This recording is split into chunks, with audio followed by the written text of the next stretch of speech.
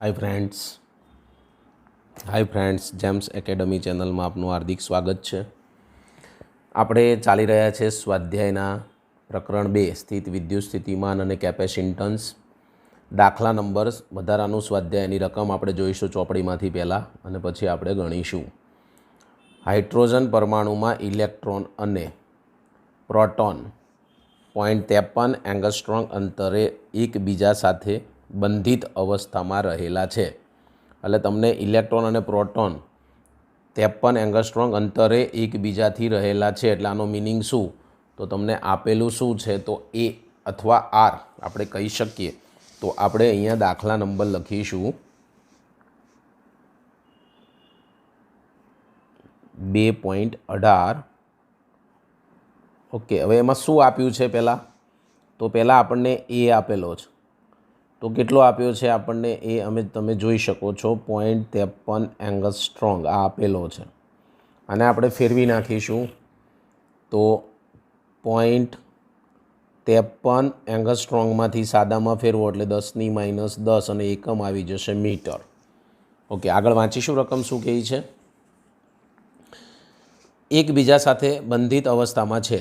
First શું શોધવાનું કહે છે તો કે ભાઈ ઇલેક્ટ્રોન પ્રોટોન વચ્ચેના અનંત અંતર માટે સ્થિતિ ઉર્જા શૂન્ય લઈ એટલે અનંત અંતર માટે સ્થિતિ ઉર્જા શૂન્ય લેવાનું એટલે યુ ઇન્ફિનિટિવ બરાબર તમારે 0 લેવાના છે એમ કહે છે।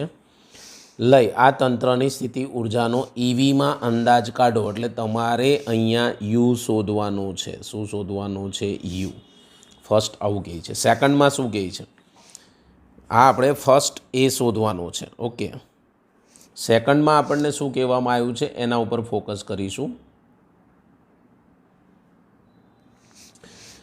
ઇલેક્ટ્રોનને મુક્ત કરવા માટે કેટલી લઘુત્તમ કાર્ય કરવું પડે ઇલેક્ટ્રોનને મુક્ત કરવા માટે કરવું પડતું કાર્ય તેની કક્ષામાંથી ગતિ ઉર્જા એમાં મેળવેલી સ્થિતિ ઉર્જા કરતાં અડધી છે તેમ આપેલ છે।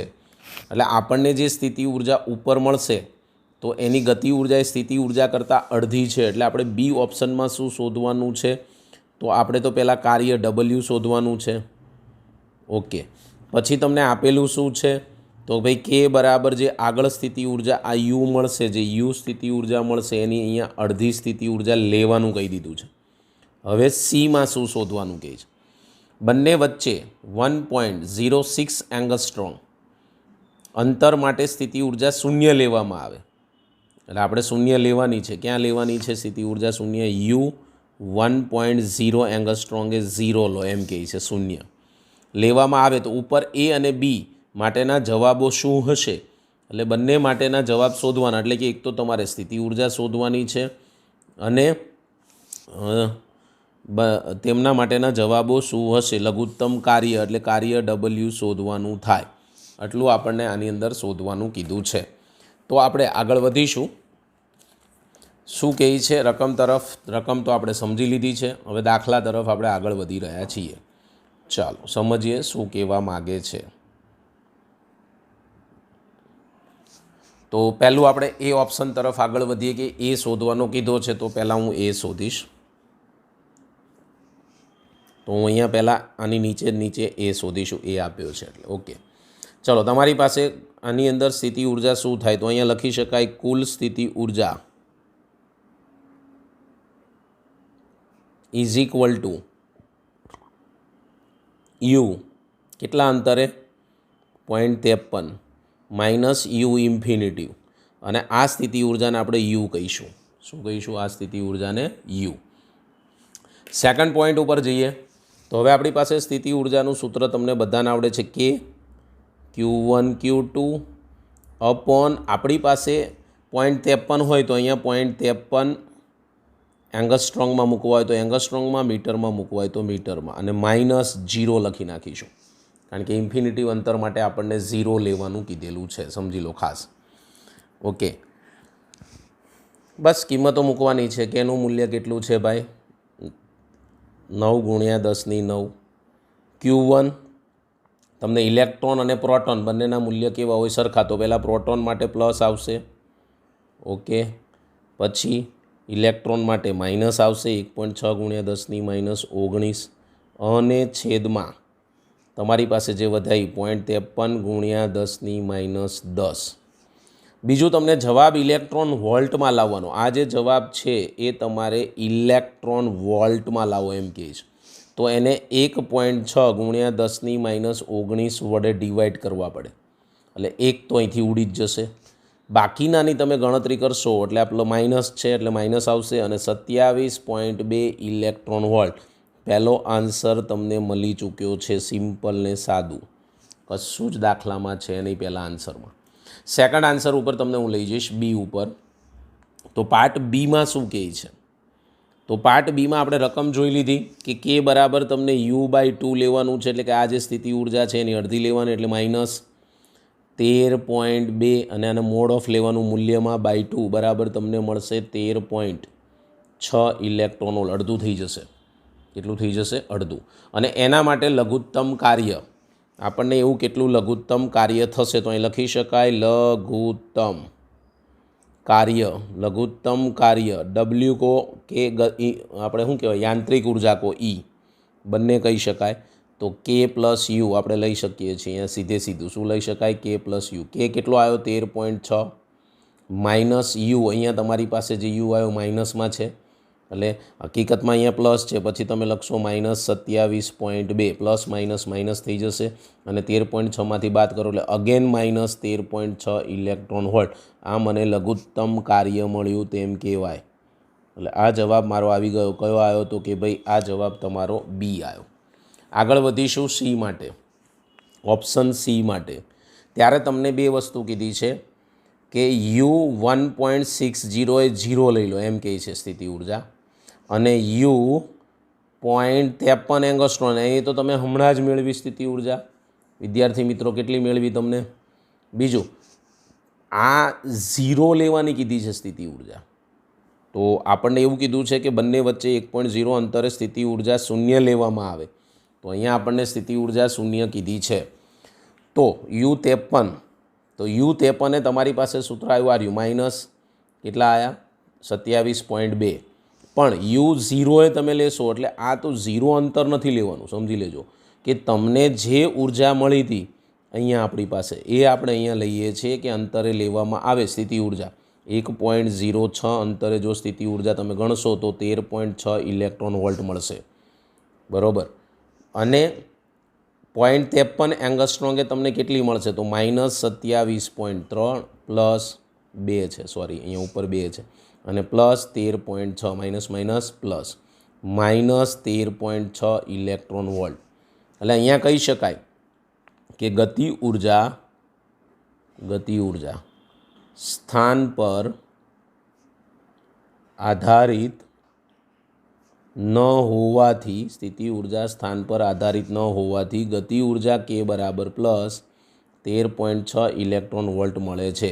એટલે મને સ્થિતિ ઉર્જા અને ગતિ ઉર્જા બંને શોધવાનું કીધું હતું, તો બંને મને અહીંયા મળી ચૂક્યા છે. તો આ આપણો દાખલો થયો 2.18. દાખલા નંબર 19 ઉપર જઈએ. વિદ્યાર્થી મિત્ર, અહીંયા રકમ લખવાની આપણને બહુ બોર્ડ ઉપર તકલીફ પડતી હતી, એટલા માટે આપણે ચોપડીમાં રકમ સમજાવી અને સીધા લખીએ છીએ. કારણ કે આમાં બહુ એવું એક્સપ્લેનેશન હાવભાવ મોઢા ઉપરના આવતા નથી ભાઈ. જો H2 અણુના 2માંથી એક ઇલેક્ટ્રોન દૂર કરવામાં આવે, એટલે H2 અણુ છે તો એમાંથી શું કહે છે? H2માંથી 2 ઇલેક્ટ્રોન દૂર કરવામાં આવે તો આપણને હાઇડ્રોજન આણ્વિક આયન H2+ મળે. એટલે આપણે આની અંદર શું કીધું છે? આપણને પહેલાં પ્રક્રિયામાં એ લખતા જઈએ જોડે અને રકમ આપણે સમજતા જઈશું. શું કહે છે તો સમજીએ રકમ પહેલાં. તો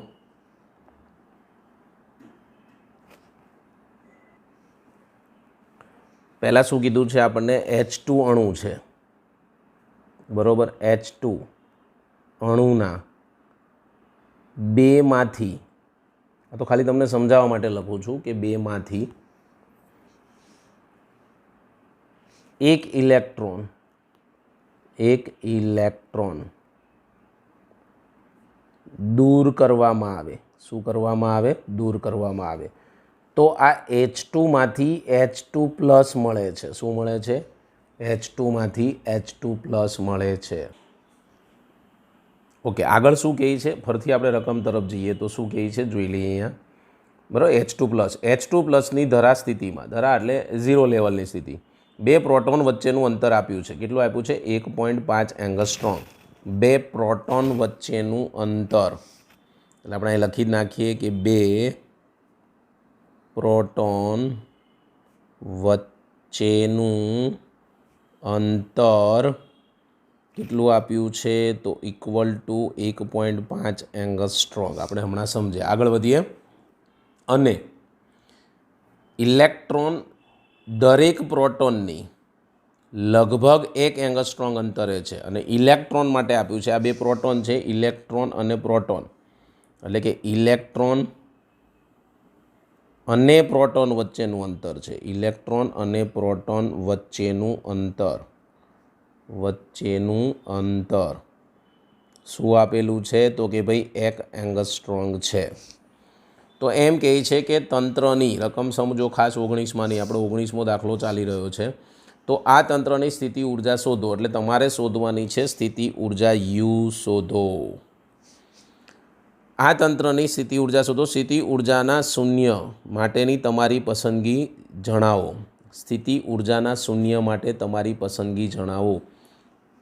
અનંત અંતરે સ્થિતિ ઉર્જા આપણે શૂન્ય લઈએ છીએ એવું આપણે આની અંદર કહી શકીએ. કે એવું હોય, તમને ઈચ્છા હોય તો તમે કહી શકો છો વિદ્યાર્થી મિત્ર, એ તમારે ખાસ નોંધ લેવાની છે. આગળ વધીશું. રકમ તમને ખ્યાલ આવી ગઈ છે. તો હવે આપણે દાખલા તરફ આગળ વધી રહ્યા છીએ. ચલો, રકમ તમને મેં સમજાવી દીધી છે. તો આપણે થોડી પહેલાં આકૃતિ ડ્રો કરીશું. તો સૌપ્રથમ આપણે આકૃતિને પ્રાધાન્ય આપીશું. આકૃતિ માટે આપણે સૌપ્રથમ એક ત્રિકોણ દોરવાનો છે. ચલો, એક આપણે આ લઈ લીધું છે. અહીંયા આપણે કહી દઈશું પ્રોટોન 2 જોડે જોડે જ આવશે.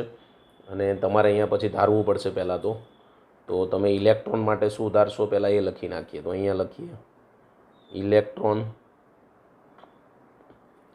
પરનો વિદ્યુતભાર, જેને આપણે કહીશું Q1, એ માઇનસમાં હોય 1.6 × 10⁻19 કુલમ. આ જ રીતે હું લખીશ પ્રોટોન પરનો વિદ્યુતભાર, પણ એ બંને સરખા, Q2 = Q3 બરાબર, કારણ કે બંનેના મૂલ્ય સેમ હોય. પહેલાંનું મૂલ્ય તો સેમ જ હોય ઇલેક્ટ્રોનનું, પણ માઇનસ આવે, બસ એટલો જ ફરક આવે. તો આ 2 વસ્તુ આપણે અહીંયા લખી નાખેલી છે. તો હવે આગળ જોઈશું આપણે.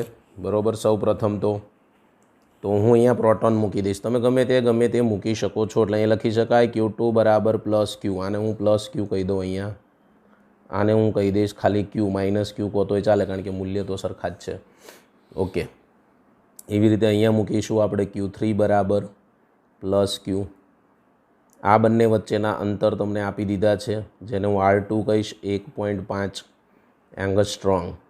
જે આપણે પહેલું લીધું છે R2, એંગસ્ટ્રોંગમાંથી ફેરવો એટલે 1.5 × 10 R2 = 1.5 × 10⁻10 મીટર એમ ફેરવી શકાય. આને તમે R1 કહી દેશો, 1 × 10⁻10 મીટર, આવું લખી શકાય છે. ચલો, હવે આપણે આને ડ્રો કરી દઈએ. પહેલાં તો આનું જે મિડલ પોઈન્ટ હોય ત્યાંથી આપણે આ રીતે ડ્રો કરી શકીએ.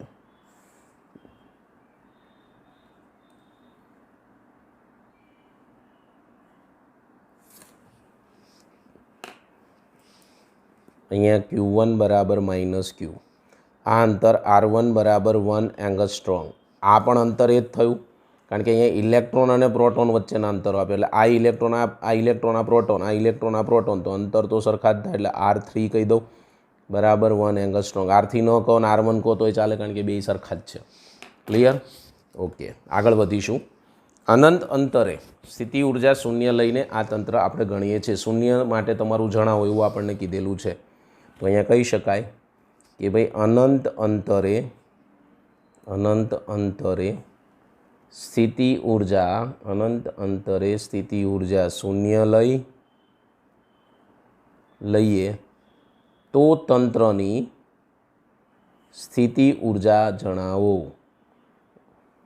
તો તંત્રની સ્થિતિ ઉર્જા U બરાબર તમને ખબર છે કે પહેલાં આને 1 નંબર આપ્યું છે, તો U1 સ્થિતિ ઉર્જામાં બધા અલગ અલગ મળે એનો સરવાળો થાય, પછી U3 અથવા 2 1 તો U23 પ્લસ U13. એટલે આપણે બે રીતે લખવાના છે. કઈ બે રીતે? તો એક તો આ બંને વચ્ચેની સ્થિતિ ઉર્જા, પછી આ બંનેની, પછી આ, એટલે ત્રણેયની સ્થિતિ ઉર્જાનો સરવાળો કરો એટલે આપણો જવાબ આવી જાય. ચલો, સૂત્ર તો તમને સ્થિતિ ઉર્જાના બધાને આવડે છે. શું થાય? તો મારે લખવા છે અંદર સ્થિતિ ઉર્જાના સૂત્ર. તો U બરાબર K કોમન નીકળશે, બધાને ખબર છે. પછી અહીંયા Q1 Q2માં તમે શું કર્યું છે? Q1 Q2 બંનેમાં તમે લઈ શકો છો, Q1 Q2 મૂકી શકો છો. ઓકે, તો આપણે એક કામ કરીએ. પહેલાં તો Q1 Q2ની જગ્યાએ હું અહીંયા માઇનસ ક્યુ મૂકીશ અને અહીંયા ક્યુ એટલે ક્યુ સ્ક્વેર એટલે માઇનસ ક્યુ સ્ક્વેર. અને પહેલું શું છે તમારી પાસે? ઇલેક્ટ્રોન અને પ્રોટોન. ઇલેક્ટ્રોન અને પ્રોટોન વચ્ચેના અંતરને તમે R1 કહો છો. આ ભૂલવું નહીં વિદ્યાર્થી મિત્ર, જવાબ ખોટો પડશે નકર. પ્લસ હવે આ બે વચ્ચેની વાત કરવાની છે, તો શું થશે? Q2 અને Q3 તો સરખા જ છે એટલે ખાલી ક્યુ સ્ક્વેર, અને એ બંને વચ્ચેનું અંતર તમે લીધું છે R2 પ્રોટોન વચ્ચેનું. પછી પ્લસ માઇનસ થઈ જશે, બ્રેકેટમાં લખીશ ક્યુ સ્ક્વેર બિકોઝ ઓફ એક પ્રોટોન અને એક ઇલેક્ટ્રોન એટલે એક માઇનસ એક પ્લસ એટલે માઇનસમાં આવશે, અને એનું અંતર R3 છે. આવું કેમ કર્યું? કોમન કાઢવા માટે. તો U બરાબર K કોમન નીકળશે, ક્યુ સ્ક્વેર કોમન નીકળશે. હવે જે વધ્યું એ લખી નાખીશું, એટલે અહીંયા વધ્યું -1/R1 plus 1/R2 plus minus minus 1/R3. ચાલો, કિંમતો મૂકી દઈએ. U બરાબર Kનું મૂલ્ય બધાને આવડે છે. શું છે Kનું મૂલ્ય? તો કે ભાઈ 9 × 10⁹. ક્યુ સ્ક્વેરમાં બંનેના મૂલ્ય સેમ છે, જુઓ, ખાલી નિશાની અલગ અલગ છે. તો આપણે અહીંયા ક્યુ સ્ક્વેર બંનેના ક્યુ સરખા લીધેલા છે, તો આપણે એ પ્રમાણે આગળ વધીશું.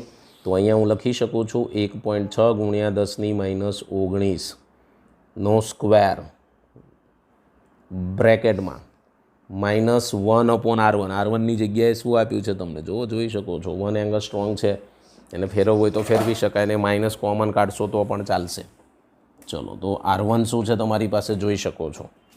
ઉપર જવું પડશે. R1 માટે આર્યો 1 × 10⁻10, તો 1/1 × 10⁻10 પ્લસ 1/R2. R2 માટે 1.5 × 10⁻10 માઇનસ 1/ અગેન આના જેટલું જ છે 1 × 10⁻10. U બરાબર આ બધામાંથી કોમન નીકળે, તમે જોઈ શકો છો, અહીંયા બહાર આવી જશે. ઓકે, તો શું થશે? જુઓ, 9 × 10⁹. હવે 1.6નો તમારે વર્ગ કરી દેવાનો કેલ્ક્યુલેટરની મદદથી. છેદમાં આવશે 10⁻10. અહીંયા વધ્યા -1 +1 -1, એટલે આ પ્લસ માઇનસ ઉડી ગયા, -1 આવી જશે અહીંયા. એટલે આપણે લખીશું U બરાબર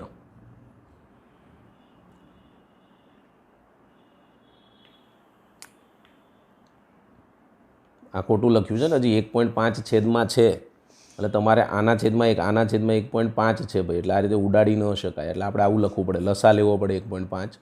અહીંયા ગુણાય એટલે -1.5 + 1, પછી અહીંયા ગુણાય -1.5. -1.5 -1.5 -3.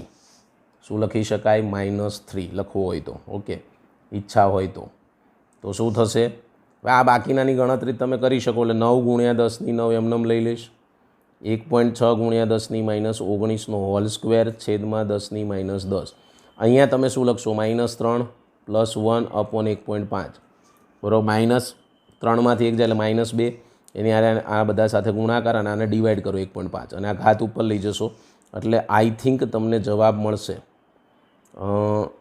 એક કામ કરો, આટલાનું ખાલી વહીવટ કરો, તમે આટલાની ગણતરી કરશો એટલે તમને 23.04 મળી જશે × 10⁻19. બીજું આને બાદ કરીશ એટલે -2 છેદમાં 1.5.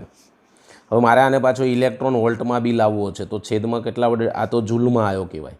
તો ઇલેક્ટ્રોન વોલ્ટમાં લાવવા માટે 1.6 × 10⁻19 વડે ગુણે એટલે આ ઘાત ઉડી ગઈ. બસ આને ડિવાઈડ, આની સાથે પહેલાં ગુણો, પછી આને ડિવાઈડ કરો એટલે માઇનસમાં આવશે 19.2 ઇલેક્ટ્રોન વોલ્ટ. સોરી, દેખાતું નહીં હોય તમને, દેખાણું? ઓકે, ફરીવાર આનો બેનો ગુણાકાર છેદમાં આ બેનો વારાફરતી ડિવાઈડ કરો એટલે આવી ગયો જવાબ. અને ઇલેક્ટ્રોન વોલ્ટમાં, કારણ કે 1.6 × 10⁻19 વડે ડિવાઈડ કર્યા એટલે આ આપણો થયો જવાબ. દાખલા નંબર 2.19. 20મો દાખલો. એ અને બી ત્રિજ્યાઓ ધરાવતા બે વિદ્યુતભારિત સુવાહક ગોળાઓને એક તાર વડે જોડવામાં આવે છે. અહીંયા આપણને એવું કીધું છે 20મા દાખલાની રકમમાં. જરા આપણે એને જે રકમ આપી છે એ સમજતા પણ જઈએ અને જોડે જોડે ગણતા પણ જવાનું છે, જેટલું આપણું આપ્યું છે એ વસ્તુ લખવા માટે. તો દાખલા નંબર 2.20, તમને બે ગોળાઓ આપ્યા છે. હું મારી રીતે અંદાજે ગોળાઓ દોરું છું, નાના અમથા, બહુ મોટા નહીં દોરું. આ બે ગોળાઓ છે. ઓકે, એવું કીધું એ અને બી ત્રિજ્યા, એટલે આની જે ત્રિજ્યા છે વિદ્યાર્થી મિત્રો અહીંયા સુધીની એ છે, અને આની જે ત્રિજ્યા છે એ અહીંયા બી છે. આ કેન્દ્ર છે. ઓકે, અહીંયા બી છે, એ અને બી. વિદ્યુતભારિત સુવાહક ગોળાઓને તાર વડે જોડેલા છે. બે ગોળાઓની સપાટી પરના વિદ્યુત ક્ષેત્રનો ગુણોત્તર કેટલો હશે? શું કહે છે કે બે ગોળાઓની, એટલે આ બંને ગોળાઓની વિદ્યુત ક્ષેત્ર, સપાટી પરના વિદ્યુત ક્ષેત્રનો ગુણોત્તર, એટલે કે ઈએ, આમ તો ઈએ અને ઈ બી, આના માટે એ, આના માટે બી, એ બંનેનો ગુણોત્તર શોધો, એવું આપણે લખી નાખીએ. આગળ વાંચીશું રકમ શું કહે છે, તમે પણ જોઈ શકો છો રકમ. આ પરિણામનો ઉપયોગ કરી સુવાહકના તીક્ષ્ણ અને ધારદાર છેડાઓ આગળ સપાટ વિભાગો કરતાં વિદ્યુતભારની પૃષ્ઠ ઘનતા શા માટે વધારે હોઈ શકે છે? સમજાવો.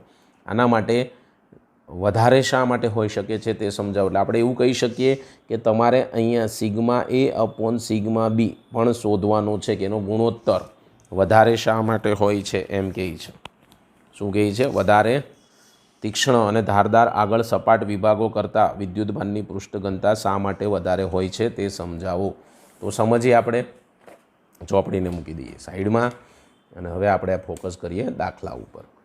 ચલો સમજીએ છીએ. તો શું કહે છે પહેલાં તો આપણને, તો આપણે બે ગોળાઓ છે અને બી, મેં તમને અહીંયા ત્રિજ્યાઓ બંને બતાવેલી છે. ઓકે, ચલો. તો આ ગોળા છે, પહેલો ગોળો છે એ ત્રિજ્યાનો ગોળો છે અને એક બી ત્રિજ્યાનો ગોળો છે. હું એમ કહું એક ત્રિજ્યાના, તમારે લખવાનું કે ગોળા એક, આને 1 નંબરનો ગોળો પણ કહી શકાય અને 2 નંબરનો ગોળો પણ કહી શકાય. તો ગોળા 1 અને 2 પરના વિદ્યુત સ્થિતિમાન અનુક્રમે V1 અને V2 છે. મેં શું લીધું? વિદ્યુત સ્થિતિમાન PD. હું શોર્ટકટમાં લખીશ PD. ત્યારબાદ આપણે લખીશું કે બંને પરના વિદ્યુતભાર કેટલા છે. તો ભાઈ વિદ્યુતભાર પણ આપણે ધારી લઈશું. પહેલાંનું Q1 ધારીશું, બીજાનું Q2 ધારીશું. આ બંને ગોળાઓ કેવા જોડાણમાં કહેવાય તમને ખબર હોવી જોઈએ. તો બંને શ્રેણી જોડાણ, સમાંતર જોડાણ કહેવાય. આમ તો શ્રેણી તો ન કહેવાય, કારણ કે બે એમ સામસામે આમ પેરેલલ ઊભા આવશે.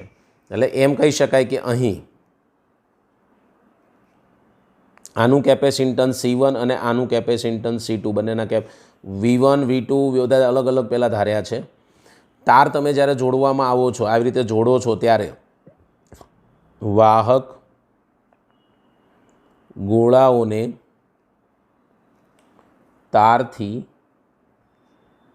જોડવામાં આવે તો તેમના સ્થિતિમાન સમાન થાય છે. સમાન થાય છે માટે V1 બરાબર V2 બરાબર V થાય. આવું આપણે લખી શકીએ. V1 બરાબર V2 બરાબર V થાય. બરાબર. આગળ વધીશું. શું કહે છે નેક્સ્ટ એના પછીનું? તો માટે Q બરાબર, તમે સૂત્ર છે CV, ભણ્યા છો ને, માં V સમાન લેવાના. એમાં તમે V સમાન લેશો તો હું કહી શકું Q ચલે છે C. લખી શકાય. શું લખી શકાય? Q ચલે છે C. ચલો પ્રથમ ગોળા માટે મારે લેવું છે. પ્રથમ ગોળા માટે લેવું હોય તો તમે શું લેશો? પ્રથમ ગોળા માટે, એક ગોળા માટે, તો હું એમ કહી શકું કે પ્રથમ ગોળા માટે હું કહી શકું Q1 ચલે છે C1, Q2 ચલે છે C2. બંનેનો ગુણોત્તર લઈ લઈશ. ગુણોત્તર લેતા તમે આનો ગુણોત્તર લેશો એટલે શું થશે? તો કે ભાઈ C1 પહેલાં લખ્યું, પછી મેં C1 C2નો ગુણોત્તર, સામે શું થશે? તો કે ભાઈ Q1 અપોન Q2નો ગુણોત્તર. Q1 અપોન Q2નો ગુણોત્તર.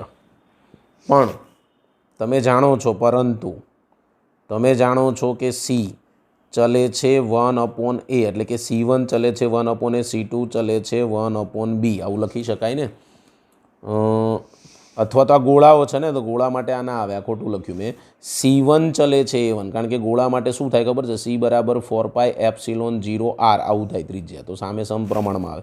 C2 ચલે છે આ A અને આ B, કિંમતો મૂકી દઈએ. તો અહીંયા હું C1/C2 કરું તો શું થાય, A/B. તો આ વેલ્યુ તમારે અહીંયા મૂકી દેવાની છે.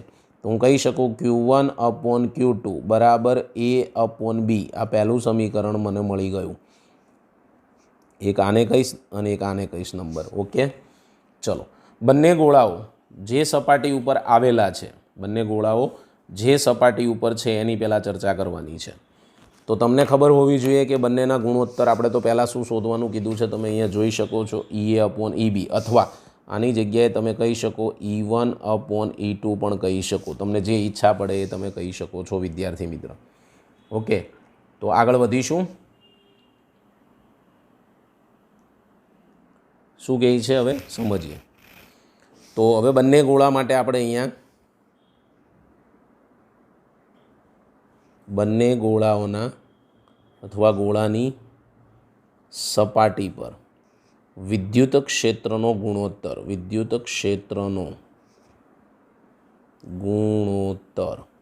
હવે આનો ગુણોત્તર લેવા માટે શું કરવાનું, તો તમને મેં EA/EB આપણે તો ધારેલું છે.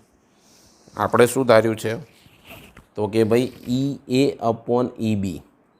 તો EA/EB એના સૂત્ર તમને ખબર છે. તો પહેલાંનું આવે કે એની જગ્યાએ આપણે Q1 વાપરીએ છીએ, છેદમાં એની ત્રિજ્યા A². આ છેદમાં છે એટલે વ્યસ્ત થઈ જશે, તો B² ઉપર KQ2. કે ઉડી ગયા. તો તમને મળ્યું શું, તો કે ભાઈ Q1 છેદમાં Q2, મેં આને ગોઠવી દીધા ગુણાકારમાં B²/A². જ્યાં તમારી પાસે Q1/Q2 છે સમીકરણ 2માં, A/B અહીંયા મૂકી દઈશ. તો એ આ મૂલ્ય અહીંયા મૂકવાનું છે, A/B ગુણાકારમાં B²/A². એક A ઉડી ગયો, એક B ઉડી ગયો, તો ઉપર B/A વધ્યો. શું વધ્યો, B/A. તો હવે લખવું શું, તો અહીંયા લખાય કે ભાઈ E1/E2 બરાબર B/A, સમીકરણ નંબર 3. આપણો જે પહેલો જવાબ માગ્યો તો ગુણોત્તર એ આવી ગયો, EA/EB બરાબર, જવાબ આવી ગયો ભાઈ. તમે EA અને EB ધાર્યું છે તો એ પ્રમાણે લેવાનું. ઓકે, અને જ્યાં તમને હવે ખબર છે કે E બરાબર σ/ε0, તો તમે જ્યારે EA લેશો ત્યારે અહીંયા શું લેશો, ચલનમાં σA. જ્યારે તમે EB લેશો ત્યારે ચલનમાં σB મૂકી દઈશ. તો σA/σB બરાબર B/A. એટલે આ જવાબ પણ એના જેવો જ આવ્યો, બે સેમ જ છે સમપ્રમાણમાં માટે. આને કહી દે સમીકરણ 4.